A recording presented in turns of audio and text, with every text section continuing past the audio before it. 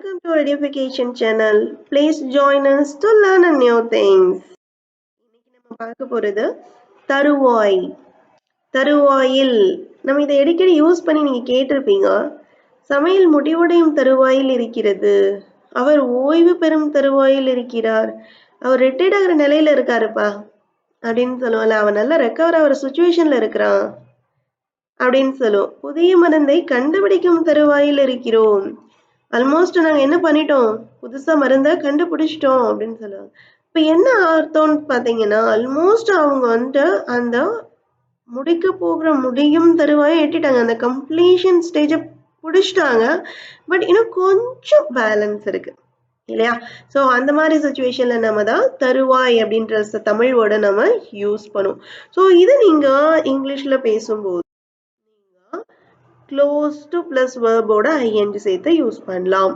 அப்படி இல்லைன்னா on the verge of, note பண்ணுங்க, on the verge of plus noun போட்டு பேசலாம். ஓகே, இது ரெண்டையும் யூஸ் பண்ணீங்கன்னா என்ன அர்த்தம், நீங்க சொல்லக்கூடிய அல்லது செய்யக்கூடிய அந்த செயலானது இன்னும் கொஞ்ச நேரத்துல என்ன செய்ய போகுது, முடிவடைய போகுது, இல்ல கொஞ்ச காலத்துல அது முடிவடைய போகுது, கம்ப்ளீஷன் ஸ்டேஜுக்கு வர போகுதுன்னு அர்த்தம். ஓகே, வேலை கிடைக்கும் தருவாயில் இருக்கு அப்படின்னு சொல்லுவோம். ஏன்னா நம்ம 2 ரவுண்ட் 3 ரவுண்டு முடிச்சிருப்போம். ஃபைனல் ரவுண்டுக்காக வெயிட் பண்ணிட்டு இருப்போம். அந்த ரவுண்ட் முடிஞ்சோடனே நமக்கு கிடைச்சிடும். ஸோ கிடைக்கிற தருவாயில இருக்கு அப்படின்னு எல்லாம் சொல்லுவோம் இல்லையா? ஸோ அவ்வளோதான். அதை பத்தி தான் நம்ம இன்னைக்கு கொஞ்சம் எக்ஸாம்பிள் சென்டென்ஸோட டீடைல்டா பார்க்கலாம். நோட் பண்ணிக்கோங்க. அதே நேரத்துல தருவாயில் அப்படிங்கிறதுக்கு இந்த பிரிங்க் அப்படிங்கிற வேர்டை நோட் பண்ணிக்கோங்க. இதை பற்றின கொஞ்சம் டீட்டெயில் எக்ஸ்பிளனேஷனை வீடியோட கடைசியில் கொடுக்குறேன், நோட் பண்ணிக்கோங்க. நீங்கள் ட்ரிங்க், நம்ம வாட்டரில் ட்ரிங்க் பண்ணுவோம் இல்லையா, அந்த ட்ரிங்க்ல நீங்கள் பி போட்டிங்கன்னா பிரிங்க். ஓகே, பிரிங்க் இதுவுமே தருவாய் தான். ஆனால் இதில் ஒரு முக்கியமான ஒரு விஷயம் இருக்குது, நான் சொல்கிறேன். திட்டம் முடிவடையும் தருவாயில் உள்ளது. இன்னும் சில இறுதி வேலைகளை பாக்கி உள்ளது. ஆல்மோஸ்ட் அவங்க கம்ப்ளீஷன் ஸ்டேஜுக்கு வந்துட்டாங்க. பட் இன்னும் கொஞ்சம் வேலைகள் இருக்குது. ஸோ என்ன சொல்லலாம், the project is on the verge of completion. Okay, the project is on the verge of completion. Just a few final touches remain அப்படின்னு சொல்றாங்க. ஓகே, அடுத்து பார்க்க, போக்குவரத்து நெரிசல் காரணமாக அவள் தங்கள் விமானத்தை இழக்கும் தருவாயில் இருந்தனர். பாஸ்ட் டென்ஸ்ல தான் சொல்றாங்க இருந்தனர் அப்படின்னு.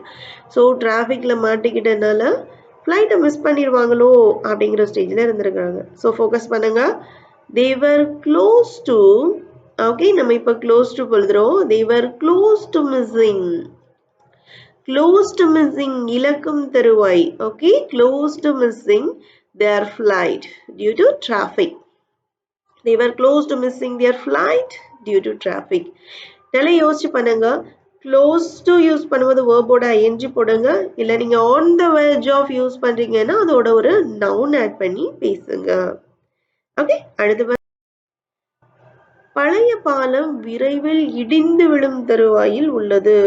நம்மளே பார்க்கும்போது தெரியும், பாலம் ரொம்ப டேமேஜ் இருந்ததுன்னா நம்ம சொல்லுவோம் அது இடிகிற நிலையில இருக்கு அப்படின்னு சொல்லுவோம். அந்த இடத்துல நம்ம தருவாயை யூஸ் பண்ண, தருவாய்ங்கிறது பியூர் தமிழ் வேர்டு இல்லையா? ஸோ டைரக்டா நம்ம அப்படி யூஸ் பண்ணலானாலும் நம்ம என்ன செய்யணும், அந்த நிலையில இருக்கு அப்படின்னு சொல்லுவோம் இல்லையா? ஸோ அதுக்கு வந்து நீங்க என்ன செய்யலாம், you can use close to or on the verge of. Okay, பழைய பாலம் விரைவில் இடிந்து விழும் தருவாயில் உள்ளது. எப்படி சொல்லலாம், the old bridge is on the verge of collapse. On the verge of collapse. Collapse is a noun. Okay, the old bridge is on the verge of collapse. Okay, அடுத்து அவள் ஒரு மருத்துவராகும் தனது கனவை அடையும் தருவாயில் உள்ளார். அப்படின்னா என்ன, ஆல்மோஸ்ட் அவங்க மெடிக்கல் காலேஜ்லாம் சேர்ந்து ஃபைனல் இயரே வந்துட்டாங்க. அவ்வளோதான், எக்ஸாமே நெருங்கிடுச்சு. எக்ஸாம் முடிஞ்சது அவங்க யாரு, டாக்டர்ஸ் இல்லையா? ஸோ அப்போ சொல்லுவாங்க ஆல்ரெடி அவ கனவை அடையும் தருவாயில் உள்ளார். பரீட்சை முடிச்சாச்சுன்னா அவ டாக்டர் தான். எப்படி சொல்லலாம், she is close to achieving her dream. she is close to achieving her dreams. அப்போ நீங்கள் நல்லா நோட் பண்ணணும், எப்போ க்ளோஸ் டு வேர்போட ஐஎன்ஜி போடுறீங்களோ ஆல்மோஸ்ட் நம்ம என்ன பண்ணிட்டோம், அந்த கம்ப்ளீஷன் அந்த எக்ஸிஸ்ட் ஸ்டேஜுக்கு வந்துட்டோம்னு அர்த்தம். ஓகே, பட் ஆனால் இன்னும் முழுசா வரல, வந்தால் நம்ம கம்ப்ளீட்னே சொல்லியிருப்போம் இல்லைங்களா? Okay, she is close to achieving her dreams of becoming a doctor. நாங்கள் கைவிடும் தருவாயில் இருந்தோம். எப்ப சொல்லுவோம், நான் கைவிடும் நிலையில இருந்தோம். ஏதோ ஒரு ப்ராஜெக்ட் எடுத்து செஞ்சுட்டு இருப்போம். பல தடவை ட்ரை பண்ணியும் சக்சஸ் ஆகலைன்னா நம்ம சொல்லுவோம், இது வேணாம், இதை இப்படியே விட்டுடலாம் அப்படின்னு சொல்லுவோம். ஸோ அந்த நிலையில, அது வேணான்ற நிலையில தான் நான் இருந்தேன், அந்த தருவாயில் இருந்தேன் அப்படின்னு சொல்லுவாங்க. ஓகே, அதான் நாங்கள் கைவிடும் தருவாயில் இருந்தோம். சொல்லாம we were close to giving up.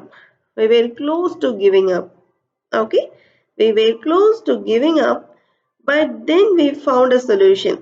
ஆனா என்ன பண்ணிட்டோம், ஒரு சொல்யூஷனை நாங்க கண்டுபிடிச்சிட்டோம் அப்படின்னு சொல்றோம். ஓகே, நாங்க அதை வேணான்ற நிலையில, அது வேணாம் அப்படியே விட்டுடலாம் அப்படிங்கிற நிலையில இருந்தோம் அப்படின்ற மாதிரி. ஓகே, அடுத்து பார்க்கலாம். அவள் என்னை கடிந்து கொண்ட போது நான் அழும் தருவாயில் இருந்தேன். எல்லாமே பாஸ்ட் டென்ஸ்ல தான் கொடுத்துருக்கோம். நீங்க பிரசன்ட் சிச்சுவேஷன் கூட யோசிங்க. அவள் என்னை கடிந்து கொண்ட போது நான் அழும் தருவாயில் இருந்தேன். அழும் தருவாயில் இருந்தேன். ஆல்மோஸ்ட் அந்த இதுக்கு வந்துட்டாங்க. இன்னும் கொஞ்ச நேரம் திட்டினா அழுதுருப்பாங்க. Okay, so when she scolded me,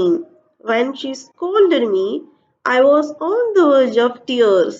I was on the verge of tears. இங்க tearsங்கிறது என்ன, noun. நீங்க இந்த இடத்துல crying போட முடியாது, அது verb ஆயிரும். சரிங்களா? அப்ப நீங்க அந்த verb ஓட ing போடுற மாதிரி இருக்கும். அப்ப அது close to போடுறதுக்கு situation வந்துடும்.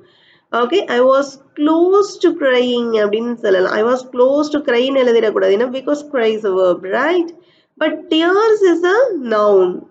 நோட் பண்ணிக்கணும், கரெக்டா பேசணும். When she scolded me, I was on the verge of tears. Okay, so ஓரளவு உங்களுக்கு நல்லாவே புரிஞ்சிருக்கும்னு நினைக்கிறேன். க்ளோஸ் டு போடும்போது வேர்போட ஐஎன்ஜி சேர்த்து பேசுங்க. On the verge of use பண்ணும்போது நீங்க அதோட ஒரு நவுன் சேர்த்து சொன்னீங்கன்னா ஆல்மோஸ்ட் அந்த ஆக்ஷன் அதுகிட்ட வந்துருச்சு அப்படின்னு அர்த்தம். அந்த தருவாயில், அந்த நிலையில் அப்படின்ற மீனிங்கா.